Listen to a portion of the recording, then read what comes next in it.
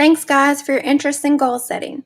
I look forward to answering any questions you may have and working with you to dig deeper in this concept at February 7th Spark session.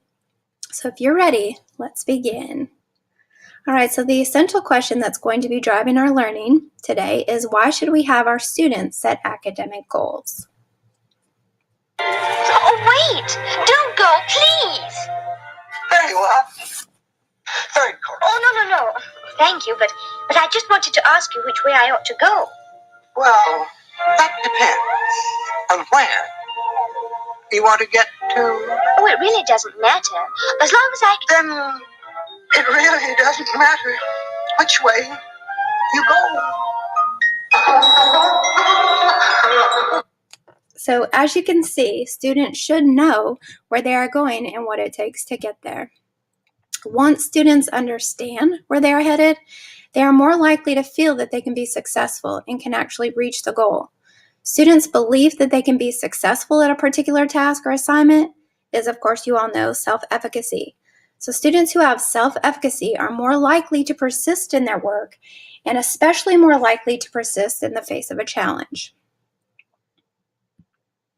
So let's take a look at some research.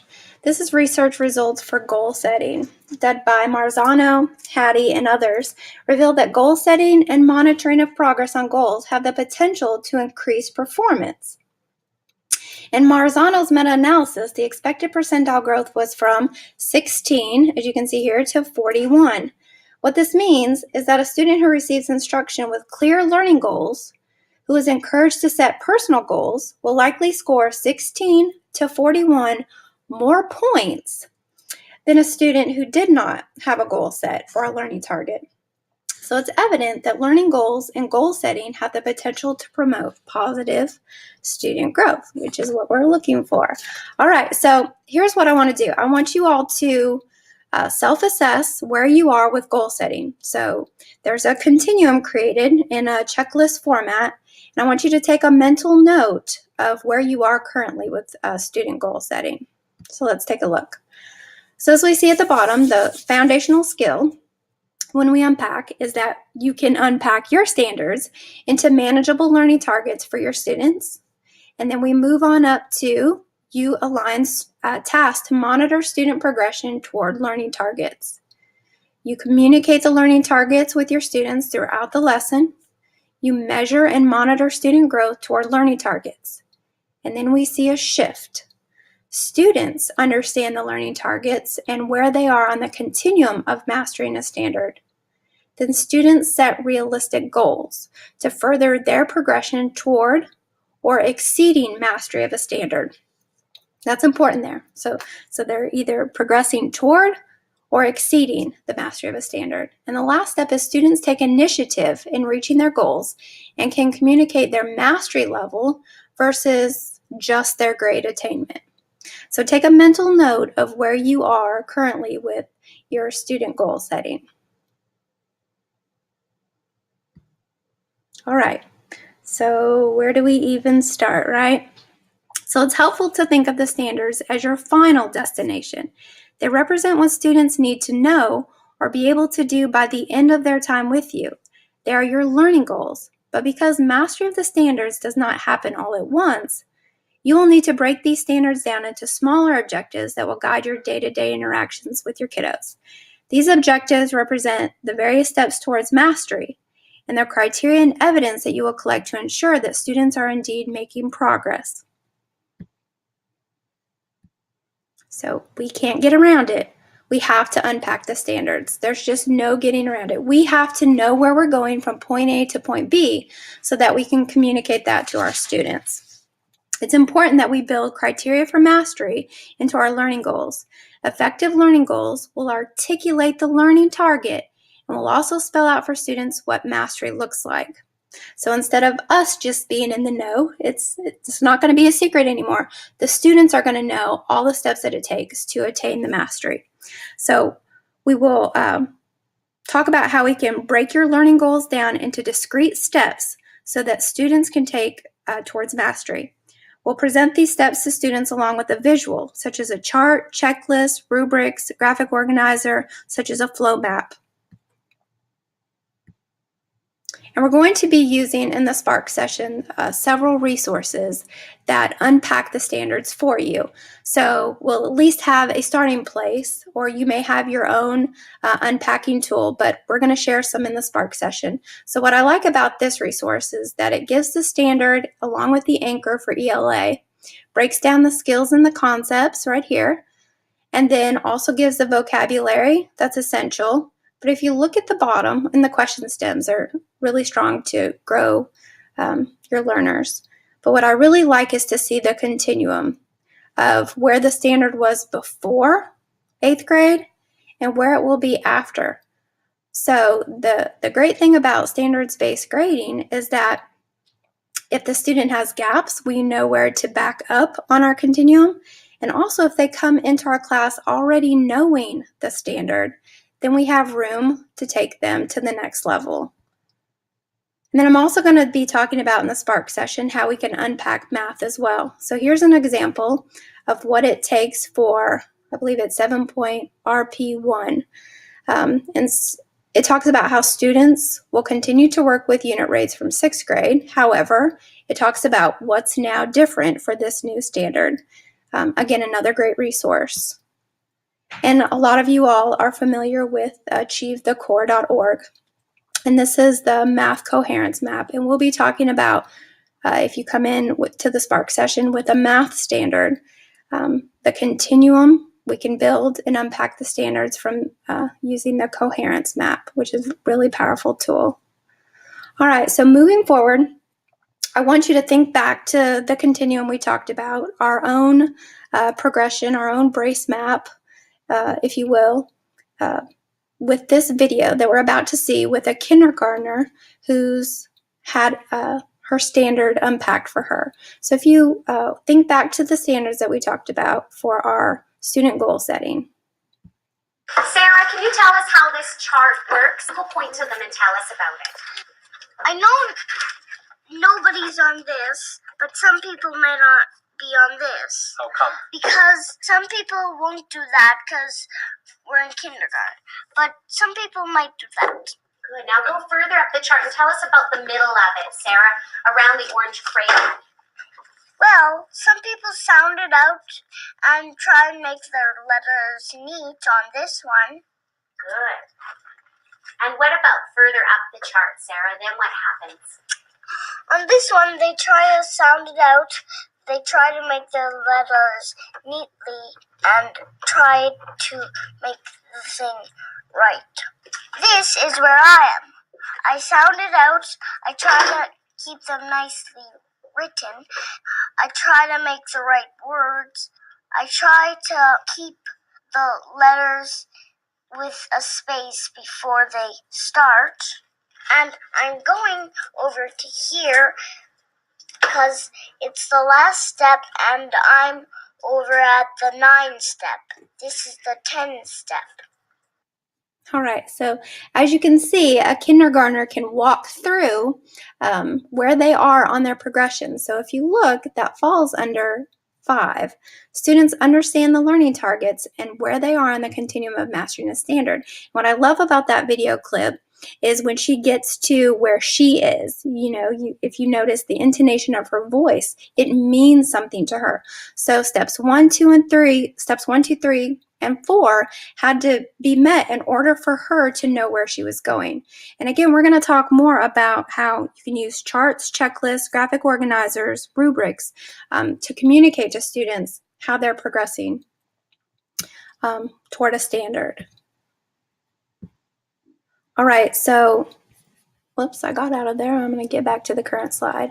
So I also took some videos of some teachers in our building that are working towards setting goals with their students and progressing on the continuum. So again, with this video clip, I want you to make some connections back to our continuum and our measurement criteria for setting goals with students, and we're going to refer back to that. All right, if you would, walk me through the steps you have gone through with setting goals with your students. So I started just by having students write down a goal. I didn't really make it very specific or anything. I just asked them to say, what could they do to achieve or do better in the class. So they would write down their goal, and after a quiz, I would have them come up and we would discuss it. We would talk about their grade, and part of it was they would lose the goal. I would say, keep your goal for each time, and they would lose their goal, and I would say, do your best to remember what it was. So I have now come up with a folder that this is their personalized learning folder.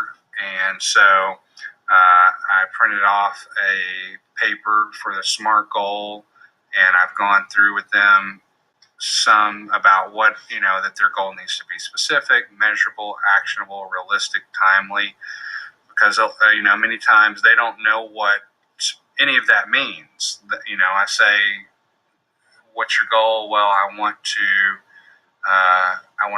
get an A in the class, and so I just want to do better. And so I say, well, how do you want to do better? And so it's starting to break down. Okay, what specifically do you want to do? And if you've got if you want an A and you're not doing well in the class, maybe it should be to study. And they say, of course, well, I'm going to study for 3 hours. I'm like, well, that's not reasonable.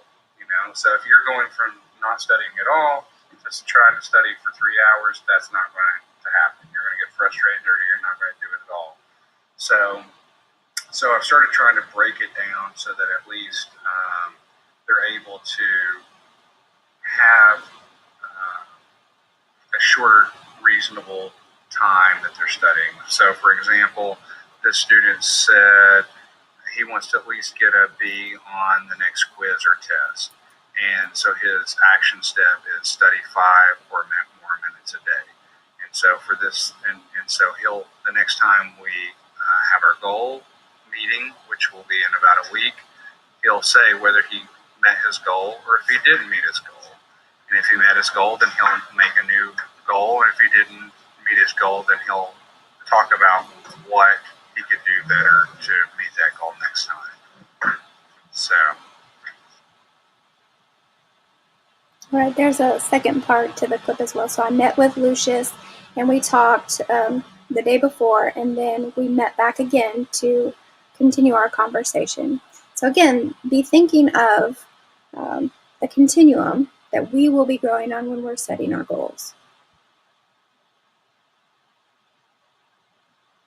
If you would, talk to me about what we can glean from our students by getting a B on a test if they set that as their goal. So for getting a B for this quiz, so this would be like looking at this other progress charting. So for example, we have rotation versus revolution packet. Actually, it was a Nearpod that we did. And so part of it is looking at whether the student understands the beginning concepts of rotation and also being able to define revolution. So that they have to have the basic understanding of what those two things are.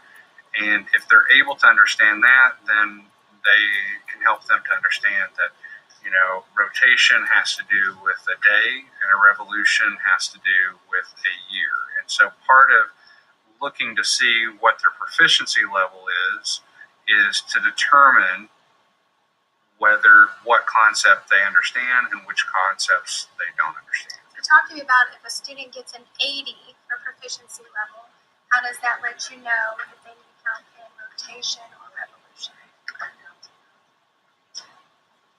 It doesn't really. Okay. Yeah. So we talked about that yesterday and how looking at breaking down the standard with them, and you were talking about the continuum of they needed to know rotation and revolution before they could understand the other concepts that you were sharing.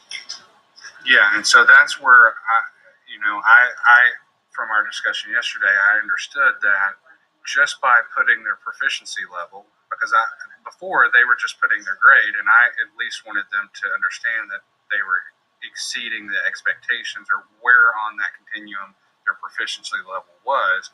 But from talking yesterday, I realized that it still doesn't reflect what part of the standard that they don't know. So, so if a person on another one got an 80 and is meeting expectations, that still is not telling me what part of the standard they do not know. And why is that important for students to know that they're still?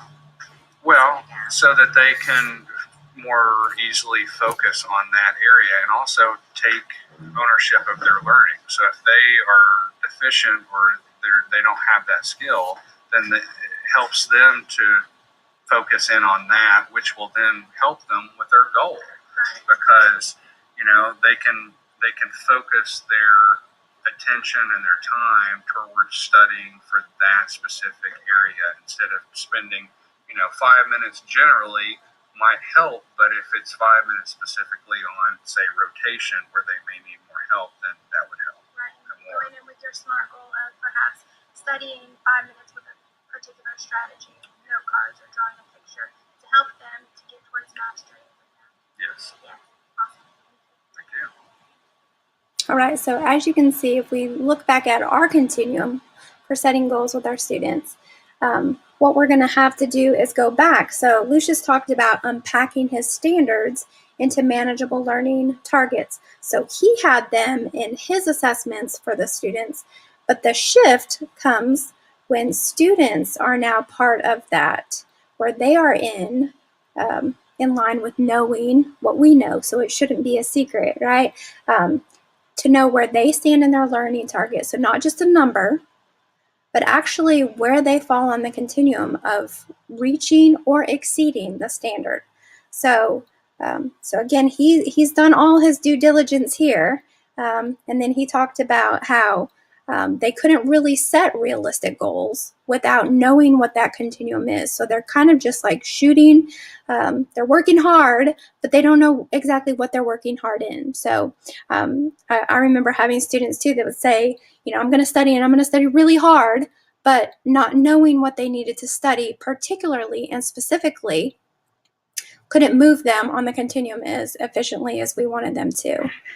All right, so we're going to watch another video. This is with ELA, and they're going to talk about as well their growth and what they've kind of learned on their own and looking at student work and gathering data to drive their instruction. So again, if you would, while watching this video clip, make some connections back to that rubric, because I want you interacting in and out with this rubric so that when we take it to our own learning, you'll understand the criteria for setting student goals. All right, ladies, thank you so much. If you would, if you don't mind, walk me through the process of your understanding and your learnings with philosophical chairs when you did that. Okay, well, when we first looked at Engage New York, we used this checklist that they had already assembled, and we did the lesson, and we found that we could tally mark this, but when we after we came back and reflected, we realized this isn't telling me if they met the standard or not for the speaking and listening standard.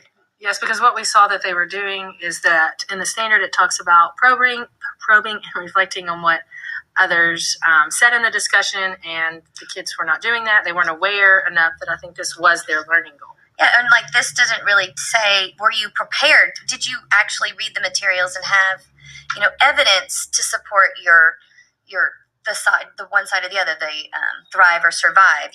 Some of the kids just chose a side and they didn't have evidence to back up because there was no right or wrong answer, but in order for you to choose a side, but this checklist didn't, we realized we need to make our own checklist to support, did the kids master the standard or not master the standard?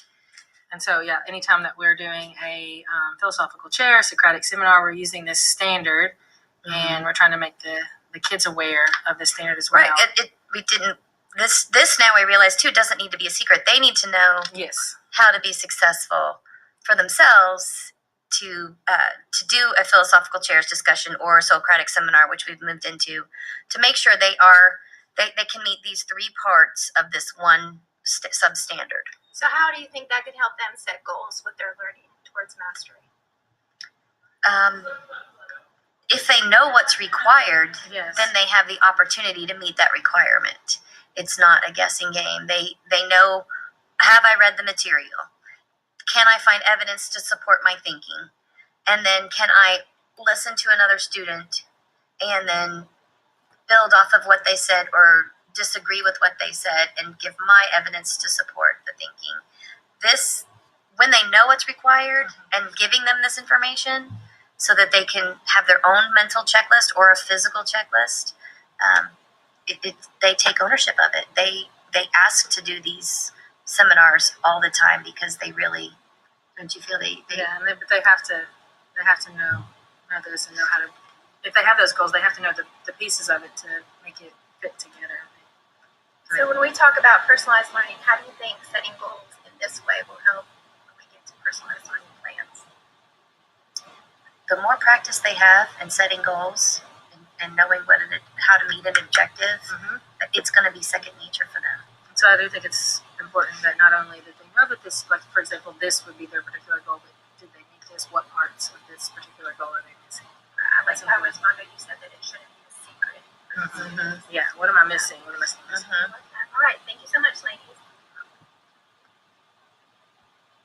All right, so going back to our continuum, when we start setting goals with students, you can see Rosmondo and Fox where they unpack the standards. So they used a lesson, I think it was Engage New York, and so it was broken into specific learning targets, and they had tasks to monitor student progression. But what they realized in the assessment was that number 2 was lacking, so they had to add to it so that it aligned more closely to the standards.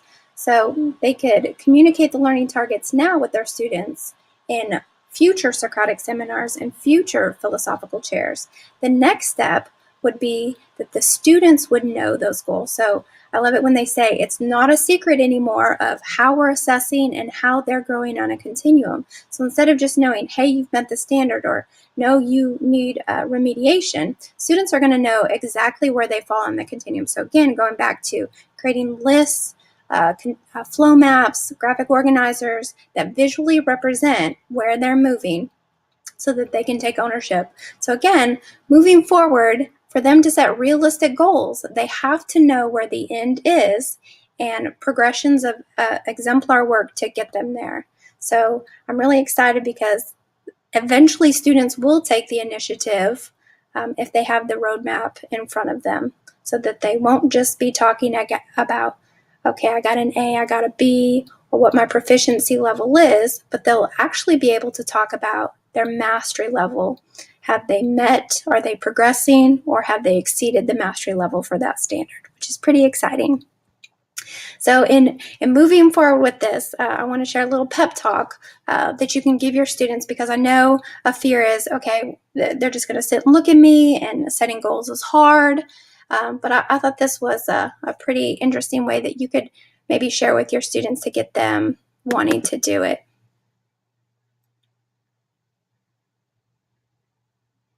I think we all need a pep talk.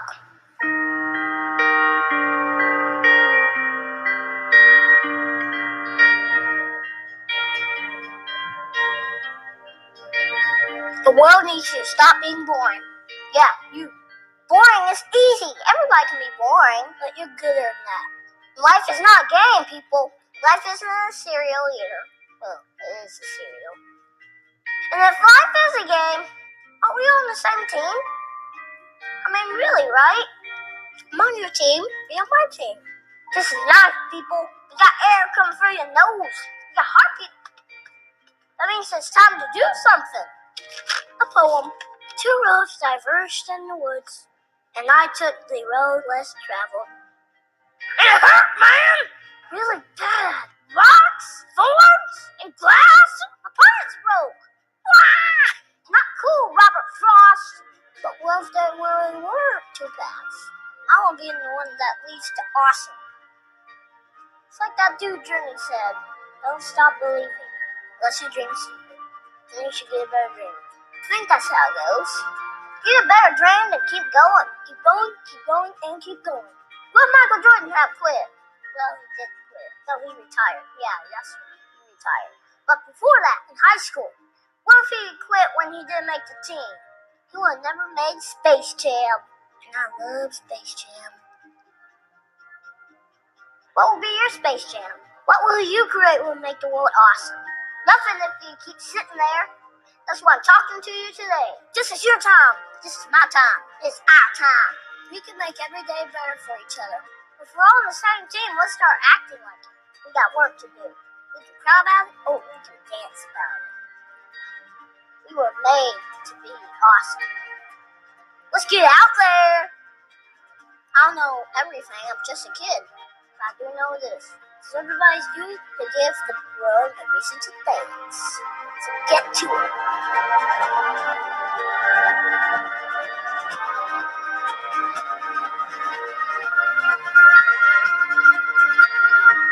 You've just been pep talked. Create something that will make the world awesome. Play ball. So again, that could be used to share with the students and getting them pepped to look more towards setting their goals and taking a part of their own learning, which is exciting, right? So the last thing I want to talk about is our Spark session. So if you're interested, if this has intrigued you, come to the Spark session about goal setting and bring where you're at on the continuum. And it doesn't matter. We are going to start from wherever you are. That's the beauty of it. And we'll walk through how to move you from where you are on the continuum of student goal setting to where you'd like to be. So thank you all for your time and have a great rest of the day.